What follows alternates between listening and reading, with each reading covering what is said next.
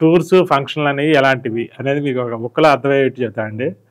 Tour అంటే ఒక hotel నుంచి ఒక హోటల్‌కి వెళ్ళటం అయిపోయిందండి ఈ రోజున.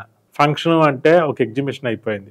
ఎలాగో చెప్తా వినండి. ఇదివరకు రోజుల్లో ఏదైనా ఒక ఊరు వెళ్ళినప్పుడు ఆ ఊరిలో స్థితిగతులేంటి, ఆ ఊరు పరిసరాలేంటి, పరిస్థితులేంటి, అక్కడ కల్చర్ ఏంటి, అక్కడ వాతావరణం ఏంటి, అక్కడ ఏంటనేది తెలుసుకొని అక్కడ బస్ చేసి ఒకప్పుడు పూర్వకాలం ఒక రోజో 2 రోజులో ఉండి అక్కడ తెలుసుకొని ఇంకొక ఊరు వెళ్ళేవాళ్ళు. ఇవాళ అలా కాదు. పొద్దున్నే బయలుదేరుతారు. పలానా ఊరికి వెళ్ళగానే అక్కడ టిఫిన్ అయిపోద్ది. అక్కడ 1 గంట 2 గంటలో ఉంటారు. మళ్ళీ నెక్స్ట్ భోజనం టయానికి ఏ ఊరు వెళ్ళాలి టార్గెట్. భోజనం టయానికి ఆ ఊరు వెళ్తారు. భోజనం చేస్తారు అక్కడ.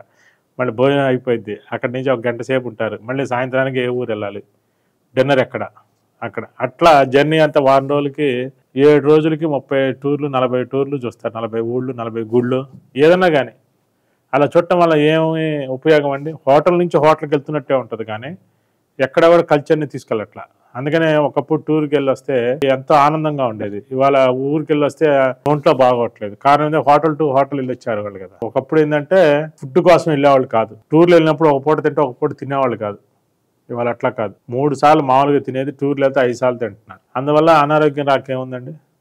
అందుకని టూరు అంటే ఒక హోటల్ నుంచి ఒక హోటల్ లాగే అయిపోయింది. ఫస్ట్ అది ఫంక్షన్ అంటే ఎగ్జిబిషన్ అని ఎందుకు చెప్పా అంటే మనం ఒక ఎగ్జిబిషన్కి వెళ్తే మనం ఏం చూస్తాం, ఒక బట్టల షాపు, ఒక ఎలక్ట్రికల్ షాపు, లేకపోతే ఒక పాప్కార్ను, ఒక అప్పడాలు, లేకపోతే ఒక గేమ్ జోను, పిల్లలు ఆడుకునే గేమ్స్, రకరకాల బట్టలు, డ్రెస్సులు, చాలా రకాల వెరైటీ కొత్త ఐటమ్స్, స్టీల్ సామాన్ అని రకరకాల వెరైటీస్ మనం చూస్తాం ఎగ్జిబిషన్లో. అవన్నీ ఎవరు స్టాల్ వాళ్ళు, బట్టల షాప్ అని బట్టలు అమ్ముకుంటూ ఉంటాడు, కిరాణా షాప్ అని కిరాణా సామాన్లు అమ్ముకుంటూ ఉంటాడు, స్టీల్ సామాన్, స్టీల్, ప్లాస్టిక్ అని ప్లాస్టిక్, అలా రకరకాలు అమ్ముకుంటూ ఉంటారు. అవన్నీ మనం చూసి నచ్చినవి తెచ్చుకుంటాం.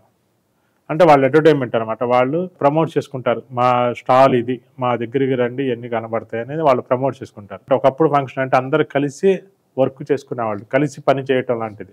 ఇవాళ ఫంక్షన్ అంటే ఎవరి దగ్గర ఉన్న నగలు, ఎవరి దగ్గర ఉన్న బట్టలు వాళ్ళు ప్రదర్శించటం అంతే. వాళ్ళ గొప్పలను ప్రదర్శించటమే.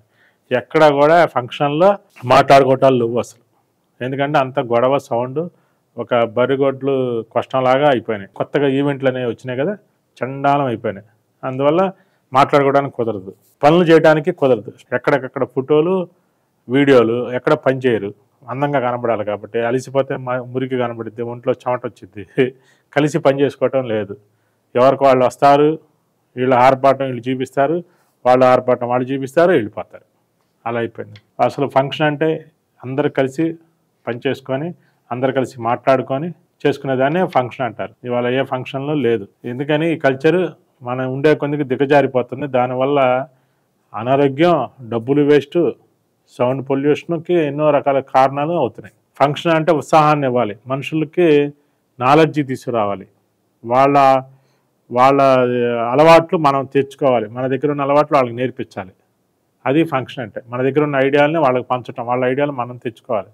అది ఫంక్షన్ అంటే. కానీ అవన్నీ పోయి ఇప్పుడు రాను ఇలా అయిపోతుంది. అందుకని ప్రతి ఒక్కళ్ళు కూడా రాబోయే రోజులైనా 1% అన్న మా వీడియో చూసి మారతారని కోరుకుంటూ, ఫంక్షన్ అంటే నాలెడ్జి షేర్ చేసుకోవటం అనే దానికి వెళ్తారని కోరుకుంటూ, ఆరోగ్యకరమైన ఫంక్షన్ చేసుకుంటారని కోరుకుంటూ అందరికీ నమస్కారం.